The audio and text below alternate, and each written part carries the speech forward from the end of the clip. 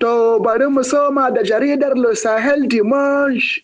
wadda ta bugo labarin saka hannu kan yarjejeniya da aka yi a wannan mako a ɓangaren arzikin ƙarƙashin ƙasa na zinariya, wato saka hannu kan yarjejeniya tsakanin hukumomin wannan ƙasar da wani kamfani na ƙasa da ƙasa wanda ya ƙware kan harkar sarrafa arzikin zinariya, kamfani mai suna Suvarna Royal Gold Trading LLC. Ayokato haba maraba da gasashe, haraka ta samu abu namu wai dan kure da kallabin tumbi da shi kenan harka ta samu a nan gida Nijar, ganin cewa tuni dai an riga an saka hannu kan yarjejeniyar wadda aka damka wannan kamfani wannan aikin na kawo matatan zinariya a nan gida Nijar. Jaridar Le Sahel Dimanche ta ce kamfani ne wanda a gaban nan shine zai dinga sarrafa wannan arzikin karfen zinariyar a nan gida Nijar.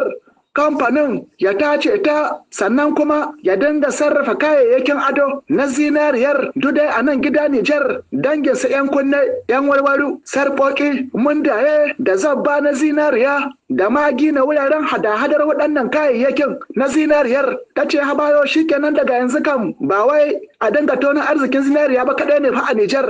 Za a dinga tono arzikin zinariyar kana kuma a nan ne za a dinga sarrafa kayayyakinta ta hanyar wannan kamfani tare da fatan al'ummar wannan ƙasa ta ci amfanin wannan arziki na zinariya. Ta ce kamfanin sarrafe-sarrafe ne na karfen zinariya wanda yake da babbar cibiya a garin Dubai, yana kuma da sauran manyan rassa abokanan aiki a Emira Arabu Uni, a ƙasar Ingila, a ƙasar Singapore, a ƙasar China, a ƙasar Swiss, a ƙasar Rasha, a ƙasar India da Australia. A kai kashi aiki billahi lazi wai abu namu a kai habayo abin tayi. Ta ce haka ake yi sannan a hankali, kashi an ce mu ma ƙasar Nijar fa shikenan mun shiga sahu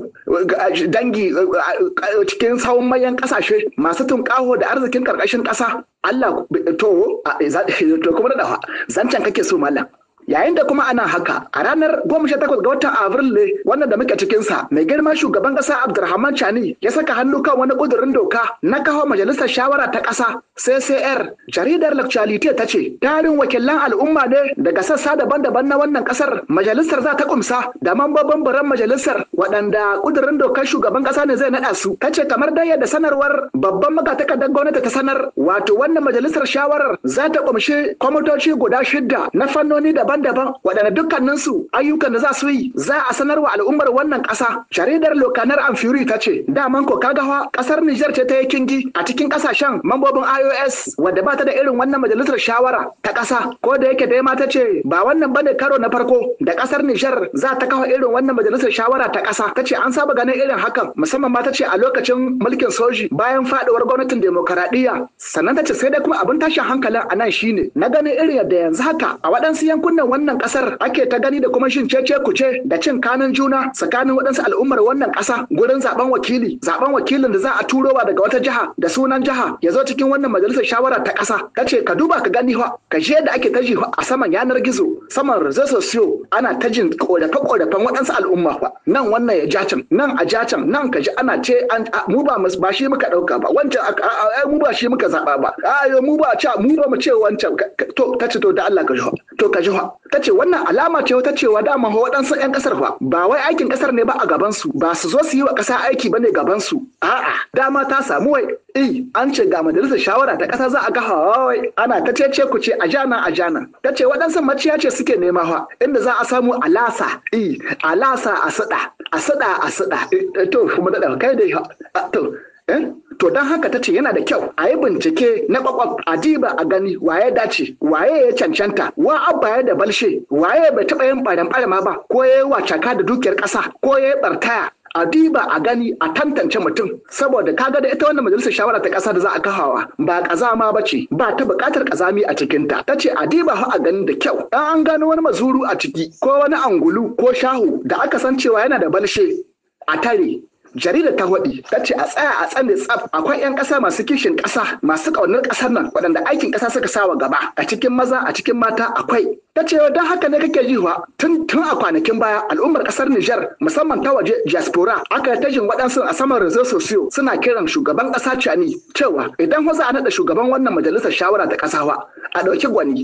gwani na gwanaye wanda aka san cewa zai iya hidda sihe ga wuta, har ma suke yawan ambata sunan Muhammad Hamisu Mummuni dan gwagwarmaya gwagwarmaya da yawa na farar hula wanda tun lokacin gwagwarmaya shi a farar hula har ya shigo siyasa har aka zo lokacin juyin mulkin nan babu wanda zai cewa ga wata alamar banna ko wani abin da bai dace ba da Muhammad Hamisu Mummuni yayi sai dai abin yabo da cincina tace balantana ma kaga a lokacin da aka yi juyin mulkin nan wa Muhammad Hamisu da kanshi ne fa a cikin aljihun shi ya dinga daukar ɗawainiyar jama'ar da suka yi zaman durshi domin korar sojojin kasashen waje na Faransa daga nan gida Nijar. Yan Nijar kin cewa suke a yanzu dai kam zabi ya rage ga shugaban kasa Abdulrahman Chani wanda dama shi ma tace yana buƙatar ya samu dan kasa mai kishin kasa a saman wannan kujera na ya zancen Muhammad Hamisu Mummuni sai da ma tana da lokacin da yake mataimakin shugaban hukumar Alsiya ta yaƙi da cin hanci da rashawa a Nijar a wajen cikin shekarar 2012 ga irin gwagwarmayar da yayi ta neman kwato alhazan kasar Nijar hakkin su na a daidaita tafiyar tsarin aikin hajji a nan gida Nijar wanda a lokacin fa Muhammad Hamisu da kanshi ne yayi nazari yayi tunani da dogon tsinkaye har aka samu aka kawo hukumar Koho ta tsarin aikin hajji da umara wannan da ake gani yanzu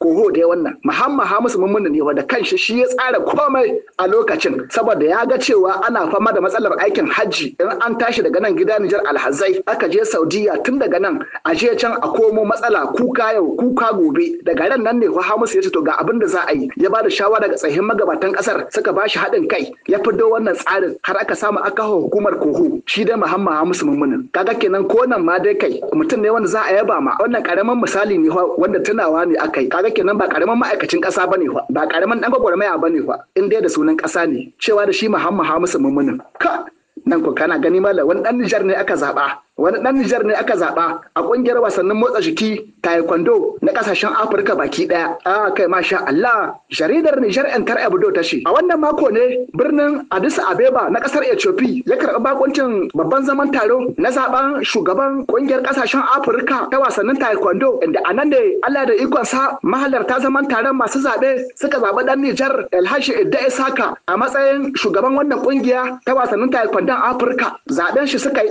100% aka zaɓe shi kowa ya amince mashi suka ce sai dan Nijar Elhashi Idda Isaka a saman wannan kujera ta wasannin taekwondo Afirka kashi ko yo to kuma hokai ko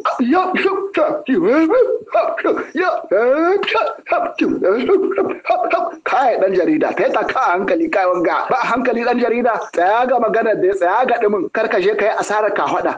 to daga nan kuma sai a makon gobe idan fa Allah yayi